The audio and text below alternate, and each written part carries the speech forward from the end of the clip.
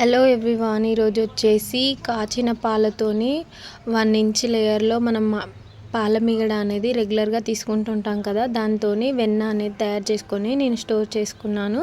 అది ఇప్పుడు మందపాటి కడాయిలో ఆ వెన్న ముద్దని వేసి అందులో లవంగాలు లేదా ఎలాచీలు మిరియాలు వేసి, కొందరు తమలపాకు కూడా యూస్ చేస్తారు. తమలపాకు యూస్ చేస్తే నెయ్యి అనేది చాలా బాగా వస్తుంది అంటారు. నాకైతే రెగ్యులర్గా ఇలాగే ఇష్టం, ఇలాగే తయారు చేస్తాను. చాలా చాలా బాగుంది. నెయ్యి అయితే ఇగో ఆల్మోస్ట్ ఇలా ఆయిల్ లెక్క వచ్చేసింది. ఈ నొరగ అనేది మొత్తం క్లియర్ అవ్వాలి. అయిపోయింది, తయారీ అయితే కంప్లీట్ అయింది. ఇలా తయారైనాక మనం వడకట్టేసుకొని ఒక గాజు సీసాలో స్టోర్ చేసేసుకుంటే చాలా అంటే చాలా బాగా ఉండిద్ది. ఎప్పుడు ఎలా ఎక్కడైనా సరే యూజ్ చేసుకోవచ్చు.